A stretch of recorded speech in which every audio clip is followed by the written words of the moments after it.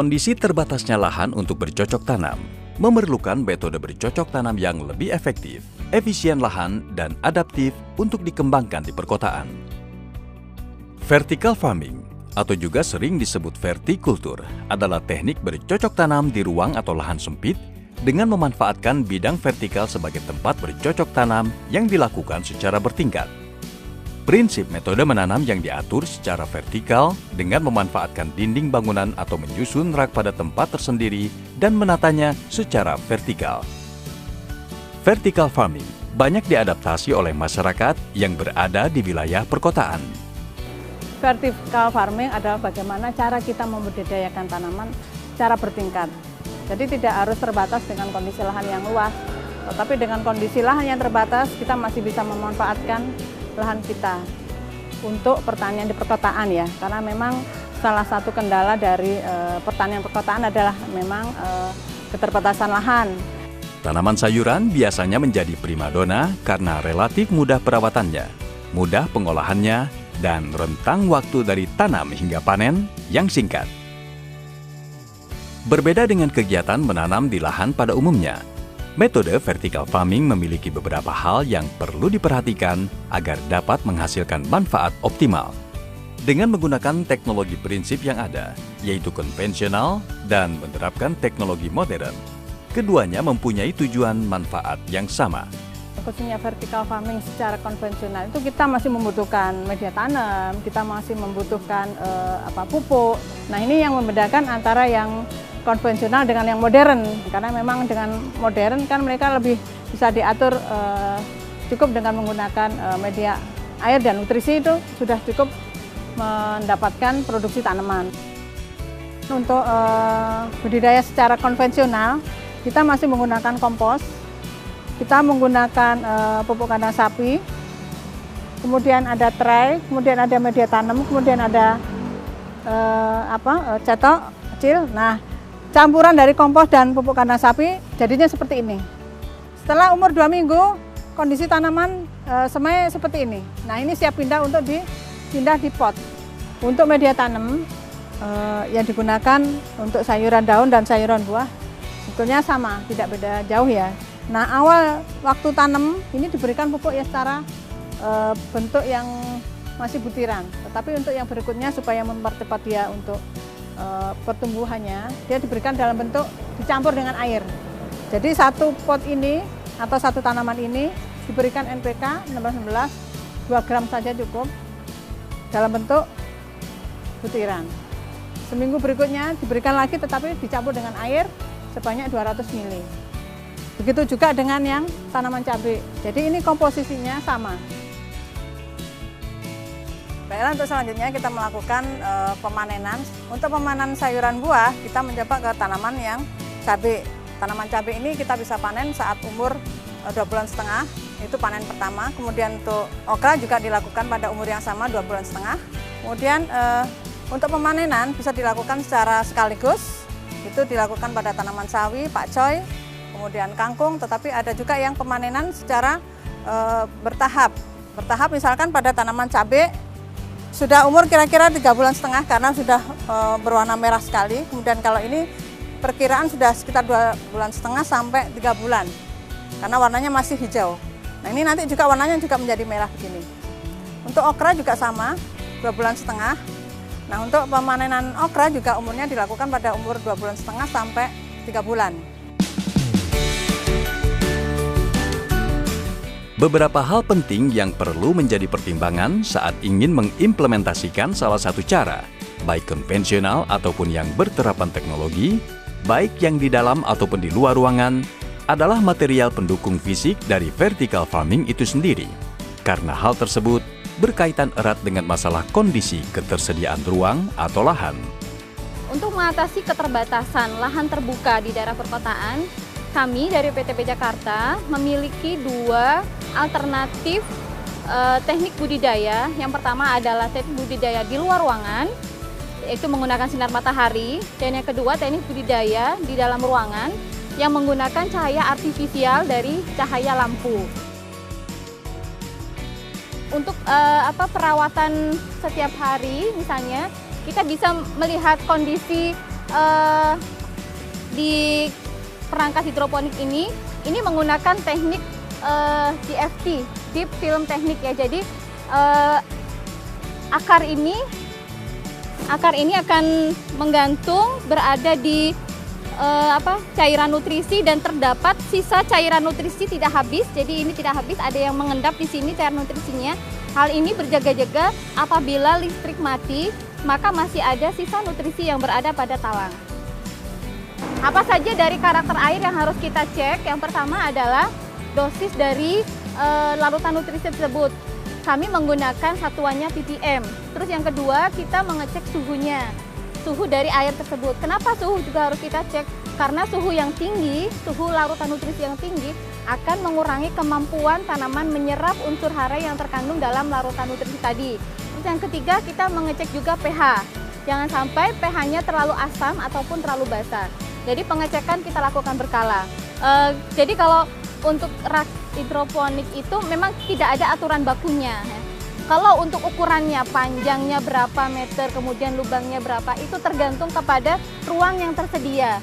Dan tingginya berapa itu juga tergantung kepada ruang tersedia. Kita membuatnya ini yang jelas harus ada jarak antara rak yang pertama, kedua, ketiga, dan keempat gitu. Itu dimaksudkan untuk apa?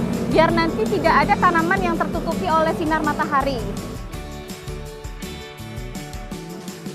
Sebagai produk inovasi dari urban farming, tentunya secara prinsip bercocok tanam dengan vertical farming perlu memperhatikan kaidah dasar metodenya, baik dalam bentuk hidroponik ataupun aquaponik. Teknologi yang berikutnya adalah aquaponik. Aquaponik menggunakan prinsip dasar dari hidroponik.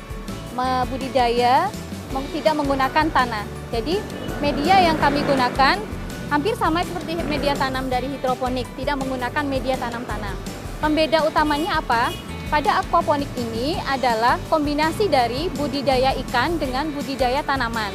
Jadi unsur hara tanaman diperoleh dari sisa-sisa pakan ikan dan sisa-sisa dan dari kotoran ikan. Nah, kotoran ikan dan sisa-sisa makanan ikan itu akan dikomposisi oleh bakteri.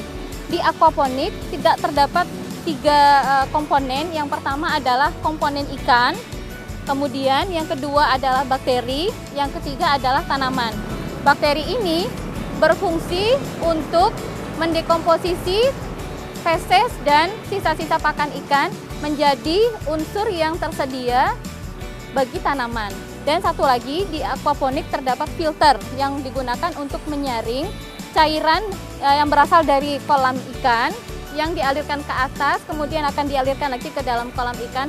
Itu terdapat filter sehingga air dari tanaman yang dialirkan ke kolam ikan sudah dalam keadaan bersih kembali.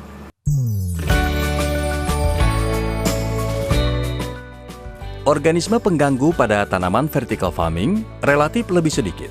Namun secara umum, macam dan jenisnya sama pada budidaya tanaman skala lahan hamparan. Untuk itu, diperlukan semacam identifikasi dini, monitoring, dan pengendalian yang rutin agar keberadaan organisme pengganggu tanaman dapat sesegera mungkin ditekan perkembangannya hingga kemudian terbasmi tuntas.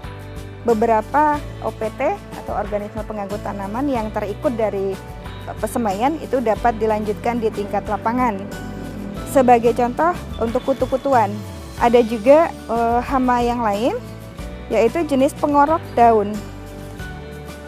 Nah, untuk hama pengorok daun ini, dia akan membuat semacam terowongan di dalam lapisan daun, sehingga daun akan tampak transparan. Ini. Selain itu juga yang banyak ditemukan pada kondisi tanaman di lapangan, itu adalah jenis gangguan dari ulat ataupun belalang. Selain gangguan ulat ataupun belalang, ini juga dapat ditemukan jenis-jenis hama yang lain. Ini biasanya dari jenis kepik. Dia akan menggerogotin permukaan epidermis dari daun hingga daun juga akan lama-lama menjadi transparan. Itu dari golongan jenis hama. Sedangkan untuk dari jenis penyakit atau patogen tanaman, ini biasa yang kita temukan adalah kondisi tanaman yang akan layu seperti ini. Nah, ini ada yang layu dalam kondisi layu masih tetap hijau, tetapi ada juga beberapa yang layunya dalam kondisi sudah menguning. Nah, untuk kondisi layu yang masih dalam kondisi tanaman hijau, ini pada umumnya disebabkan oleh jenis patogen dari golongan bakteri. Pengendalian organisme pengganggu tanaman yang direkomendasikan adalah pengendalian secara terpadu, yang bersifat komprehensif dan ramah lingkungan. Pengendalian ini merupakan suatu sistem pengelolaan yang melibatkan beberapa metode pengendalian. Nah, di sini kita sekarang akan melanjutkan bagaimana teknik pengendaliannya. Nah, untuk pengendalian OPT, ini secara umum sebetulnya kita menggunakan apa yang disebut dengan teknik pengelolaan hama terpadu. Ada beberapa komponen yang dilakukan dalam pengendalian hama terpadu ini. Yang pertama adalah teknik pengendalian secara mekanis, teknik pengendalian secara biologis, pengendalian secara kimiawi, dan secara kultur teknis.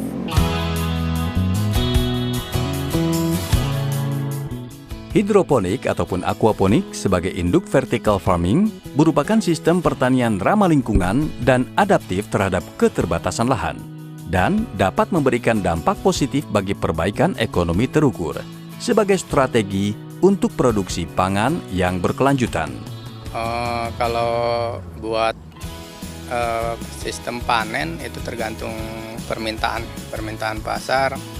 Itu bisa kita atur waktunya, mau setiap hari, mau 2 hari, mau seminggu 2 apa 3 kali, itu bisa tergantung permintaan pasarnya. Skala ideal itu biasanya kan lubang antar tanaman itu biasanya 20-18 cm kalau jenis sawi-sawian ya. Karena menurut pengalaman saya di sini, kalau saya lebih rapat lagi 10 cm jarak lubang tanam buat produksinya. Jadi lebih ke produksi lebih banyak lagi sih, soalnya permintaan pasar udah mulai meningkat. Jadi saya persempit lagi daripada saya tambah meja lagi, kan biaya lagi gitu. Ya perawatannya lebih simpel lah. Lebih simpel, cuman mengatur nutrisi, ngecek hama. Pekarangan yang kita miliki bukan hanya sekedar untuk menciptakan keindahan. Mulailah memanfaatkan pekarangan yang kita miliki sebagai sarana kegiatan vertical farming guna membuka dan meningkatkan peluang ekonomi.